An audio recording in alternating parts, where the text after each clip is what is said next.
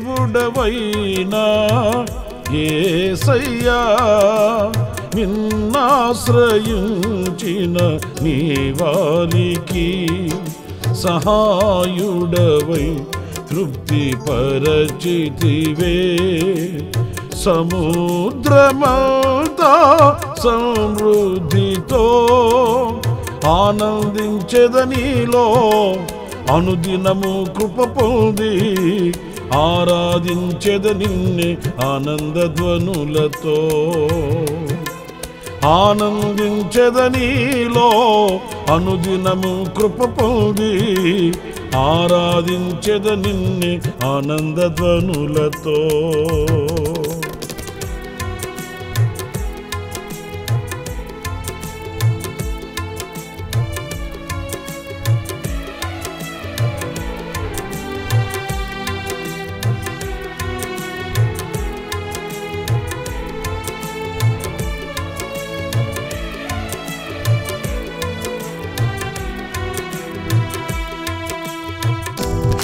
క్షేమమునందుటయే సర్వజనులకు ప్రయాసగా మారే క్షేమాధారము నీవై దీర్ఘాయువుతో సంతృప్తి పరతువు నన్ను.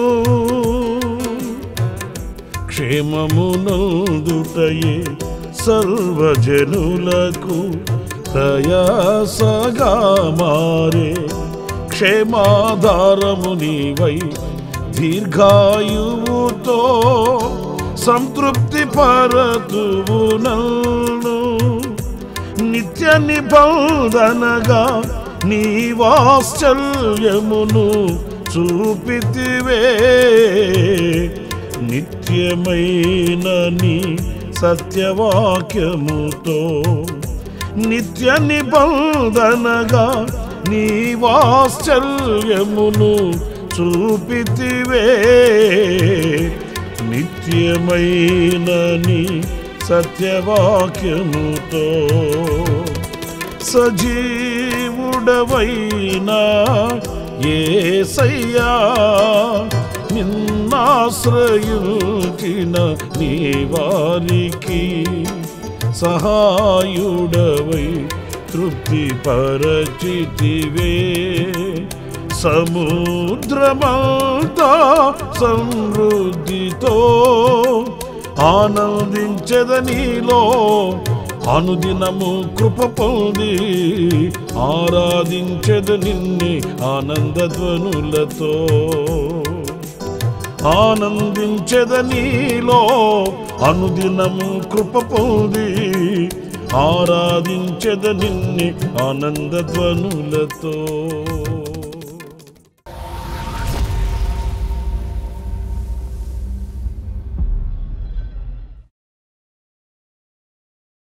Praise the lord. ప్రభు అయిన యేసుక్రీస్తు ప్రశస్త నామంలో మీ అందరికీ హోసన్నా మినిస్ట్రీస్ తరపున హృదయపూర్వకమైన వందనాలు తెలియపరుస్తున్నాను. ప్రభు మిమ్మల్ని ఆశీర్వదించి దీవించునుగాక. ప్రియులారా, మరి ఈ పూట పరిశుద్ధ గ్రంథంలో నుంచి 147వ కీర్తన మొదటి పల్లవిలోని వాక్యాన్ని నేను మీకు చదివి వినిపిస్తాను. యెహోవాను స్తుతించుడి, యెహోవాను స్తుతించుడి. మన దేవునికి స్తోత్రగానము చేయుట మంచిది, అది మనోహరము. స్తోత్రము చేయుట ఒప్పిదము. ప్రియులారా, చూడండి, ఈ వాక్య భాగంలో మనము ఆయనను స్తుతించాలట, స్తోత్రగానము చేయాలట. ఎందుకు అనే మాటకి అర్థమే లేదు అని నేను అనుకుంటాను. ఆయన స్తుతించడానికి ఎన్ని కారణాలు ఉన్నాయి? ఎన్ని కారణాలు లేవు? మనం తలంచాలనే కానీ, స్మరించాలనే కానీ, జ్ఞప్తికి తెచ్చుకోవాలనే కానీ లెక్కకు మించినవి ఘనకార్యాలు, గొప్ప కార్యాలు ఆయన సన్నిధిలో అనుక్షణం అనుభవిస్తూనే ఉన్నాము. దేవుడు నాకు ఏ మేలు చేయలేదు అనే వ్యక్తి ఈ భూతలంపై సజీవుడిగా లేడు. ఎందుకంటే అసలు అన్నిటికంటే ఘనమైన గొప్ప అద్భుతం ఏంటంటే ఈ గాఢాంధకారం లోకంలో ప్రభు మనల్ని సజీవులుగా ఉంచి మన జీవాన్ని ఆయన కృపలో దాచి ఉంచి ఆయన రెక్కల నీడలో మనల్ని కాపాడడమే గొప్ప అద్భుతం. దానికి మించిన ఘనకార్యం గొప్ప కార్యం మరొకటి లేదు అని చెప్పడంలో సందేహమేమీ కూడా లేదు.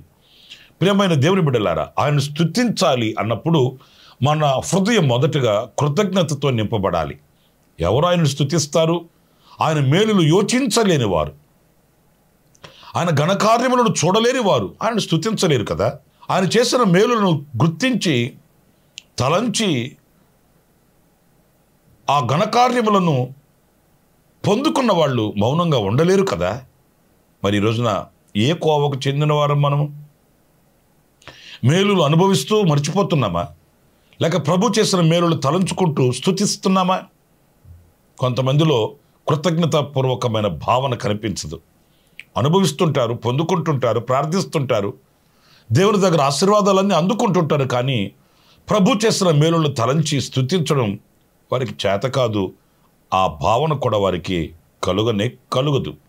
కానీ మనం అలాంటి వారం కాకుండా ప్రతి విషయంలో మన పితరులు కదా ప్రభుని స్తుతిస్తూ ఆరాధిస్తూ ఎలా దీవించబడ్డారో, ఎలా ఘనపరచబడ్డారో ఆ రీతిగా కృతజ్ఞత భావంతో మనం ఆయన స్తుతించాలని, స్తోత్ర గానము చేయాలని ఇదిగో ఈ వాక్యం మనకు మరొకసారి స్పష్టత ఇస్తుంది.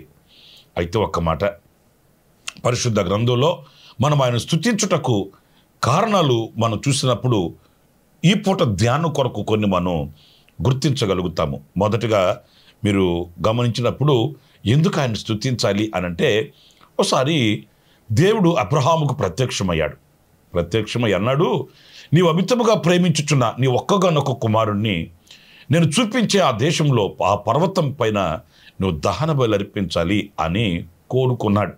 ఎందుకు కోరాడు అనేది ఆ చరిత్ర మనం చదివితే మనకు స్పష్టమవుతుంది. ఏదో ఆయన నరబలిని కోరాడు అని కానీ, లేకపోతే ఏదో ఆశించాడు అని కాదు, కానీ ఎందుచేత ఏమి ఆయన ఆశించి ఆ బలిని కోరాడు అనేది మనకు సుస్పష్టంగా ఈ వాక్యంలో ప్రత్యక్షమవుతుంది. నీవు అమితముగా ప్రేమించుచున్న నీ ఒక్కగానొక్క కుమారుడిని అని ఆయనే చెప్తున్నాడు. అయితే ఆ ప్రేమించుచున్న ఆ కుమారుణ్ణి బలిగా అర్పించమన్నప్పుడు ప్రియులారా, అబ్రహాము తన కుమారుని చేతపట్టుకున్నాడు, కత్తె కట్టులు నిప్పు చేతపట్టుకున్నాడు, పనివాళ్ళను తీసుకుని బయలుదేరిపోయాడు. చూడండి, బలి అర్పించేది ఒక వంతు అయితే ఆ బలిని సిద్ధం చేసి హృదయపూర్వకంగా అక్కడి నుంచి కదలడమే ఆ బలి అర్పించిన సూచన. అంటే ఒక్క మాటలో చెప్పాలంటే, అబ్రహాము ఇస్సాకును తీసుకుని వెళ్ళి ఆ పర్వతం మీద బలి ఇచ్చిన తర్వాత ఆ బలి దేవుడు అంగీకరించడం అనే దానికంటే కూడా దేవుడు చెప్పిన ఆ మాటకి ఎప్పుడైతే తన మనసులో ఆయన సిద్ధపడ్డాడో అప్పుడే ఇస్సాకుని ఆత్మీయంగా బలి అర్పించేశాడు. దేవుడు ఆ అర్పణని అంగీకరించేశాడు. ఎప్పుడైతే ఇది దేవునిది, ఇది ఆయన కోరుకున్నాడు, ఇది దేవునికే సమర్పించాలి అని ఎప్పుడైతే ఆయన హృదయంలో తీర్మానం చేసుకున్నాడో అప్పుడే బలి అర్పణ అయిపోయింది. సరే, అబ్రహాము ఇస్సాకును తీసుకుని బయలుదేరి పర్వతం మీదకి వెళ్ళాడు, మోరియా పర్వతం మీదకి. ప్రియులారా, వెళుతున్నప్పుడు అమాయకంగా అడిగాడు ఇస్సాకు తండ్రిని. తండ్రి అంటే అబ్రహాము కూడా ఏమి నా కుమారుడా అంటూ సమాధానం ఇచ్చాడు. అప్పుడు వారిద్దరి మధ్య జరిగిన ఆ సంభాషణను మనం గమనించినప్పుడు మన హృదయం ద్రవిస్తుందండి. ఎందుకంటే ఇక కొద్ది నిమిషాలలో తన కుమారుణ్ణి తీసుకుని వెళ్ళి బలి అర్పించబోతున్నాడు. తండ్రి హృదయం ఎలా ఉంటుంది అనేది మనకు తెలియకేమీ కాదు. జీవన్ మరణాల మధ్య కొట్టుమిట్లాడుతున్న బిడ్డను చూసినప్పుడు తల్లిదండ్రులు ఎలా రోధిస్తారు, దుఃఖిస్తారు, కృంగిపోతారు అనేది ఇంచుమించుగా మనకు అనుభవం ఉంటుంది. మరి అలాంటి పరిస్థితుల్లో ఇస్సాకు తండ్రిని, కట్టెలు ఉన్నాయి, కత్తె ఉంది, నిప్పు ఉంది, పనివాళ్ళు ఉన్నారు, మరి బలిపశువేది అన్నప్పుడు ఒక్కసారి ఆయన హృదయం ఎలా తల్లడిల్లిపోయి ఉంటుందో ఒకసారి చూడండి. కానీ అబ్రహాం చక్కటి మాట చెప్పాడు. మీరు చూడండి, ఆదికాండం 22వ అధ్యాయం 8వ వాక్యాన్ని నేను చదువుతున్నాను. అబ్రహాము, నా కుమారుడా, దేవుడే దహన బలికి గొర్రెపిల్లను చూచుకొనునని చెప్పెను. ఇక్కడ చూడండి, తమ కుమారుడైన ఇస్సాకునకు అబ్రహాం చెబుతున్నాడు, ఈ బలి ఇవ్వడానికి బలి పశువుని దేవుడే చూసుకుంటాడు. అంటే తమ బిడ్డకి ఆయన చెప్తున్న మాట, మన దేవుడు చూసుకునే దేవుడు. మనకి ఏది కావాలి, ఏది అక్కర ఉంది, ఏది ఎప్పుడు అవసరమై ఉంది ఆయనకి తెలుసు కదా నాయనా. మనం ప్రయాసపడి మన మీద, మన శక్తి మీద, మన జ్ఞానం మీద, మన ఆలోచన మీద మనం పరుగులు తీయాల్సిన అవసరం ఏముంది? మనకి ఎప్పుడు ఏది కావాలనో ఆయనకి తెలుసు.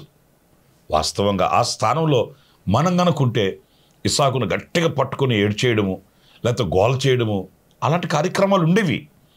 కానీ ఎంత నిబ్బరమైన బుద్ధితో, ఎంత నిబ్బరమైన హృదయంతో అబ్రహాము మరి ఇస్సాకునకు సమాధానం చెప్తున్నాడు చూడండి. ఆయన మన దేవుడు, చూసుకునే దేవుడు. మరి ఈ రోజున అదే భావన మనకుంటే మనం ఎందుకు చింతిస్తాము, ఎందుకు కలవరపడుతాము, ఎందుకు బొంబేలెత్తిపోతాము? అటు ఇటు ఇటు అటు పరుగులు తీసి అలసి సొలసి సొక్కిపోయి సమస్యలిపోయి దేవుని మీద విరక్తి కలిగిన వారమై ఈరోజున దేవునికి దూరమైపోవాల్సిన అవసరతలేంటి? నీ అవసరతలు ప్రభువుకు తెలియదా? నీ అక్కర్లు ప్రభువుకు తెలియదా? నీకు ఏ వయసులో ఏది కావాలి, ఎప్పుడు నీ పిల్లలకి ఘనకార్యాలు చేయాలి, ఎప్పుడు నీ కుటుంబానికి మేలు చేయాలి, ఎలా ఎప్పుడు నిన్ను నడిపించాలనో దేవునికి తెలియదా? మనకు ఆ దృష్టి లేదు, మనకు ఆ భావన లేదు. మన ఆలోచన సిద్ధింపబడాలని, మన ఆలోచన నెరవేర్చబడాలని కోరిక మనలో ఉంటుందే కానీ నేను ఆరాధించే దేవుడు, చూసుకునే దేవుడు, ఆయనకి మరుగైనది ఏంటి, ఆయనకి తెలియంది ఏంటి, నా అక్కర ఆయన తీర్చగలడు కదా అనే విశ్వాసం మనలో కలగట్లేదు. నా ప్రియమైన సహోదరులారా, అందుకే విశ్వాసహీనులమై దైవ కార్యాలకి మనం దూరాన ఉంటున్నాము. ఆ దుఃఖ సాగరంలో నుంచి మనం బయటపడలేకపోతున్నాము. అబ్రహాం జీవిత చరిత్రలో మనం గమనిస్తాము. వారు అక్కడికి వెళ్ళారు. మరి అబ్రహాము కట్టెలు పేర్చాడు, కన్నబిడ్డ కాళ్ళు కట్టేశాడు, చేతులు కట్టేశాడు. ఆ బలి పశువుగా ఇస్సాకుని కట్టెల మీద పడుకోబెట్టినప్పుడు మరి వాస్తవంగా ఇస్సాకు అని ఉండాలి. మరి దేవుడు చూసుకుంటాడు, దేవుడు చూసుకుంటాడు అన్నావు కదా, నన్నేనా దేవుడు చూపించింది అని అనకుండా పోయి ఉంటాడు అనుకున్నారా? వారిద్దరి మధ్య ఏమి సంభాషణ జరిగిందో కానీ అంతలో దేవుడు అబ్రహామును పలకరించాడు. ముండ్ల పొదలో చిక్కుకొని పోయి ఉన్న పొట్టెలను చూపించాడు. కాళ్ళు కట్టేసి ఉన్న ఆ బిడ్డ కాళ్ళు విప్పబడ్డాయి. మరలా ఇస్సాకు లేపబడ్డాడు. ఇద్దరు కలిసి ఆ ముండ్ల పొదలో చిక్కుకొని పోయి ఉన్న పొట్టెలను తీసుకుని వచ్చి బలి అర్పించినప్పుడు మరలా ఇస్సాకు అబ్రహామును అడుగుంటాడు, దేవుడు చూసుకుంటాడు, దేవుడు చూసుకుంటాడు అన్నావు, దేవుడు ఈ పొట్టేలను చూపించాడా అన్నప్పుడు ఆ మాధుర్యమైన గడియలు ఎలా ఉంటాయో మీరు ఆలోచించండి. ప్రియమైన సహోదరులారా, నిశ్చయముగా ఆయన చూసుకుంటాడు అన్నప్పుడు ఆయన చూసుకుంటాడు.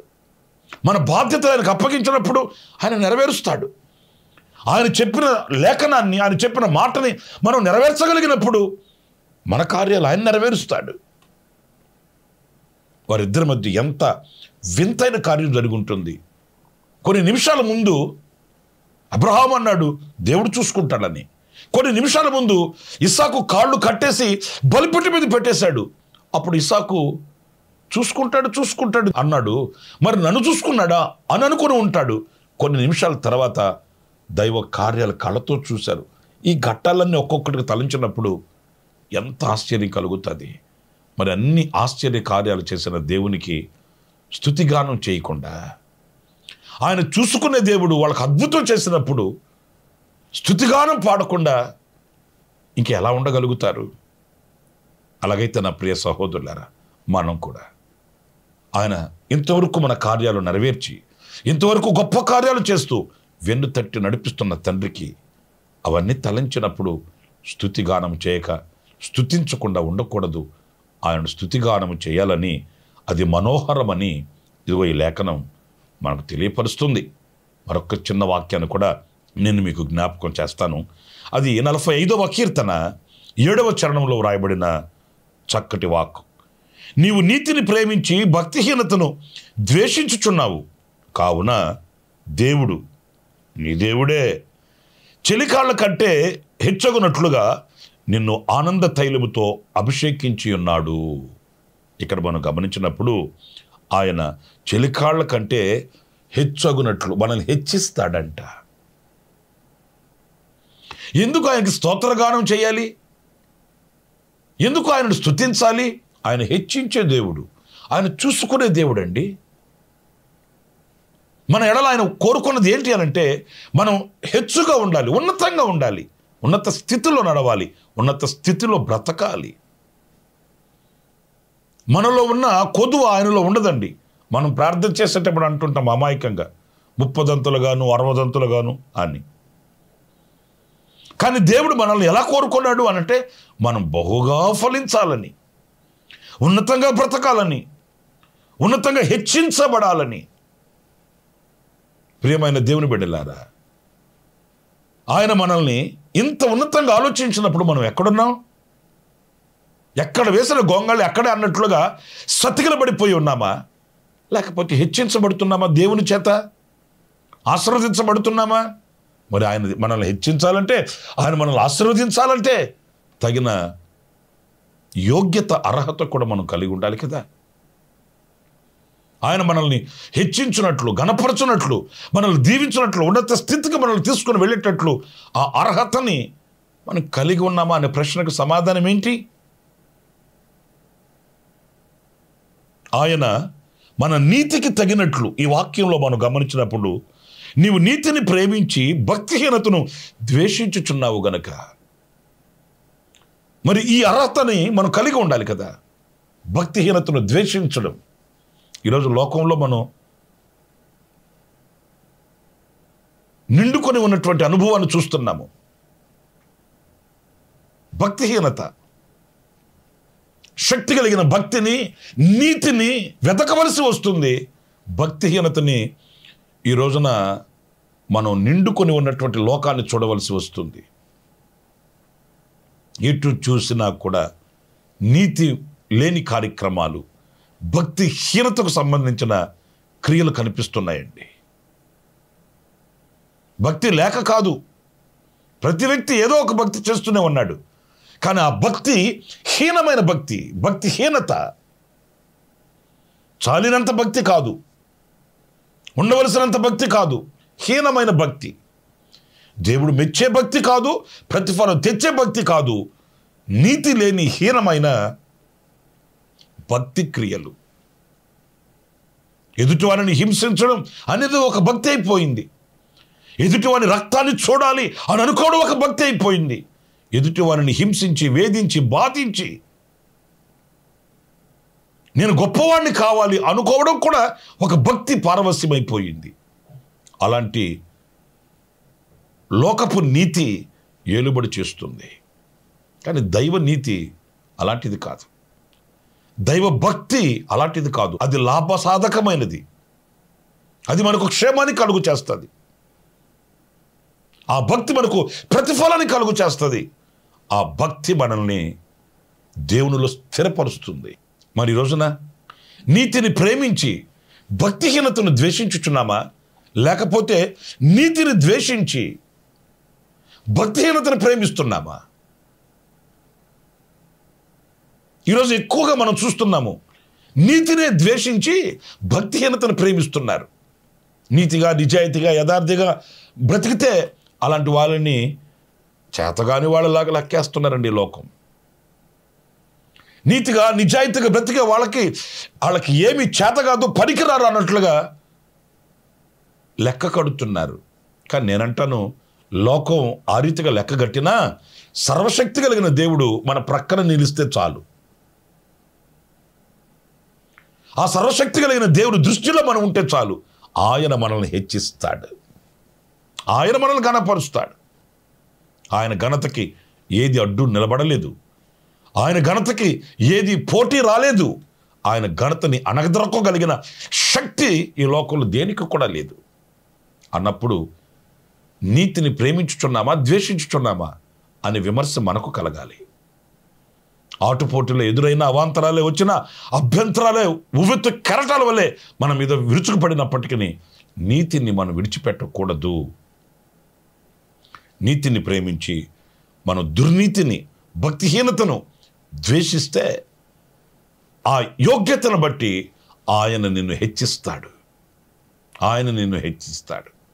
లేఖనాల్లో మొర్దెకై చరిత్ర మీరు చూడండి, షడ్రక్ మెషక్ అబేద్నెగోల యొక్క చరిత్రలు మీరు చూడండి. వాళ్ళు సద్భక్తితో బ్రతకను ఉద్దేశించారు. హింసలైనప్పటికీ వాళ్ళు భయపడలేదు, భక్తి మార్గాన్ని తొలగిపోలేదు, విశ్వాసాన్ని కాపాడుకున్నారు. వాళ్ళు భక్తిహీనతను ద్వేషించి నీతిని అనుసరించినందున అగ్నిని చల్లార్చగలిగారు, సింహాల నోళ్ళు ముయ్యగలిగారు. శత్రు రాజుల యొక్క చరిత్రల్ని, వాళ్ళ యొక్క చట్టాలని తిరగవ్రాయగలిగిన వీరులుగా మార్చబడ్డారు. నా ప్రియమైన వారులారా, ఆయన స్తుతించాలి. ఎందుకంటే ఆయన మనల్ని హెచ్చించగలిగిన వాడు. మొర్దెకై హెచ్చించబడ్డాడు, షడ్రక్ మెషక్ అబేద్నెగోలు హెచ్చించబడ్డారు. ఇదిగో మనం కూడా ఆ హెచ్చించే దేవుని స్తుతించాలి, ఆయనకు స్తోత్రగానం చేయాలి. ఆఖరిగా ఇంకొక చిన్న మాటని మీకు జ్ఞాపకం చేస్తాను. ఈ 147వ కీర్తనలో 3వ చరణంలో రాయబడిన మాట ఏంటంటే, గుండె చెదిరిన వారిని ఆయన బాగు చేయువాడు, వారి గాయములు కట్టువాడు. చూసారండి, వాక్య భాగంలో 2 విషయాలు మనం చూస్తాం. ఒకటి బాగు చేయువాడు, 2 కట్టువాడు. ఏం బాగు చేస్తాడు, ఏం కడతాడు? చెదరిన గుండెను బాగు చేస్తాడంట, గాయములను కడుతాడట. చూడండి, మన ప్రభు ఎవరు అంటే మన హృదయాన్ని చూచేవాడు, అంతరంగాన్ని ఎరిగినవాడు. ఆయనకు మరుగైనది చాటైన చోటేమీ లేదు. అయితే ఇక్కడ చెదరిన గుండె, అది ఎవరికి కనిపిస్తుంది? మనిషి బాగానే ఉంటున్నాం, బాగానే తిరుగుతుంటున్నాం, బాగానే తింటుంటున్నాం, అన్ని రంగాలలో ఘనమైన వ్యక్తులుగా ఉంటున్నాం. కానీ గుండెల్లో ఉన్న వ్యధ పోతుందా? హృదయంలో ఉన్న అలజడి తొలుగుతుందా? మనసులో ఉన్న బాధలు ఈ రోజున దూరం అవుతున్నాయా? తింటున్నా, తిరుగుతున్నా, ఉంటున్నా, పని బాటలు చేసుకుంటున్నా, ఆ మనోవేదన హృదయంలో ఈ రోజున మనిషిని కృంగదీస్తున్నటువంటి వాస్తవం మనకు తెలుసు కదా. మరి ఈ దాగి ఉన్న బాధని, ఈ వేదనను, ఈ క్షోభను ఎవరు బాగు చేస్తారు? ఎవరు బాగు చేస్తారండి? మనసు ఎరిగిన మహామనిషి ఒకే ఒక్కడు, ఆయనే మన ప్రభు అయిన యేసుక్రీస్తు. ఆయన చెదిరిన నీ గుండెను బాగు చేస్తాడు. ఏ విషయాలలో నీ హృదయం చెదరి ఉందో మనుషులుగా ఎవరికి తెలియకపోవచ్చు. ఏ విషయాలలో నీ మనసు సొలసి సొక్కిపోయి ఉందో, విరక్తి కలిగి ఉన్నదో మనుషులు ఎవరు గుర్తుపట్టకపోయినప్పటికీ ప్రభు చూస్తున్నాడు. ఆయనకి స్పష్టంగా తెలుసు, ఆయన బాగు చేయవాడు. బదలి వృక్షం క్రిందకు వెళ్ళి మరణాపేక్ష కలిగిన వాడు ఏలియా నిద్రపోతున్నాడు. ప్రార్థన చేసుకొని ఎవరు గుర్తించారు? ఎవరు పలకరించారు? ఎవరు ధైర్యపరిచారు? ఎవరు ప్రోత్సహించారు? ఎవరు లేవనెత్తారు? సర్వశక్తి కలిగిన దేవుడు తప్ప. ఆ దేవుడే నిన్ను చూస్తున్నాడు, ఆ దేవుడే నీతో మాట్లాడుతున్నాడు, ఆ దేవుడే నీతో పలకరించువాడు, ఆ దేవుడే నీ హృదయాన్ని ఎరిగి నీ హృదయంలో ఉన్న ఆ కలతని, కలవరాలను తొలగించి బాగు చేయగలవాడు. నీ గుండెకు కలిగిన గాయాన్ని ఆయన కడుతాడు. మనుషులు హృదయాన్ని గాయపరుస్తారు, పరిస్థితులు హృదయాన్ని గాయం చేస్తాయి, కానీ దేవుడు ఆ గాయాన్ని కడుతాడు. మనుషుల్లాగా దేవుడు గాయాలు రేపేవాడు కాదు, దెబ్బ కొట్టేవాడు కాదు, రక్తం చూసేవాడు కాదు. మన కొరకే రక్తం కార్చేవాడు, మన కొరకు దెబ్బలు తిన్నవాడు, మన కొరకు దిగి వచ్చి ప్రక్కన నిలిచి ఆదరించే ఆదరణకర్త. అందుకే ఆయనకు స్తోత్రగానం చేయాలి, ఆయన స్తుతించాలి. తీర్మానం చేసుకుందాం. తలలు వంచండి, ప్రార్థన. జీవాధిపతి అయిన ప్రభువా, మీకు వందనాలు. మిమ్మల్ని స్తుతించాలి, మిమ్మల్ని ఆరాధించాలి. కారణాలు ఎన్నో ఉన్నాయి, మా ఊహకు మించినవి ఉన్నాయి. ఇదిగో కొన్నిట్లు మేము ధ్యానించగలిగాము. ప్రభువా, మమ్మల్ని ఈ స్థితిలో ఉంచావు, మీ నామాన్ని స్తుతించేటట్లు ఉంచావు, సజీవుల దేశంలో మమ్మల్ని నిలబెట్టావు. అందుకు నీకు స్తోత్రాలు చెల్లిస్తున్నాను. నీవు మా సమస్తాన్ని చూసే దేవుడవు, మా నీతికి తగినట్లు మమ్మల్ని హెచ్చించే దేవుడవు. చెదరిన మా గుండెను బాగు చేసి గాయాలు కట్టే దేవుడవు. నాయనా, మేము స్తుతించకుండా ఎలా ఉండగలము? ఆరాధించకుండా ఎలా ఉండగలము? మా స్తుతుల సింహాసనమందు మీరు ఆసీనుడవై మమ్మల్ని కడవరకు నడిపించమని మమ్మల్ని మీ చేతులకు సమర్పించుకుంటూ యేసు ప్రశస్త నామంలో ప్రార్థన చేసి వేడుకొనుచున్నాను తండ్రి. ఆమేన్, ఆమేన్.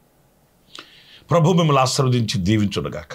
ఈ దినమంతా విశేషమైన కృప నా దేవుడు మీకు సమృద్ధిగా అనుగ్రహించుగాక. ఆమేన్. ప్రతి దినము ఈ అనుదిన కృపాను సందేశాల కొరకు, ఇంకా మరిన్ని ఆత్మ సంబంధమైన సందేశాల కొరకు ఈ మా యూట్యూబ్ ఛానల్ ని సబ్స్క్రైబ్ చేసుకోండి. Pastor Ramesh, ministries.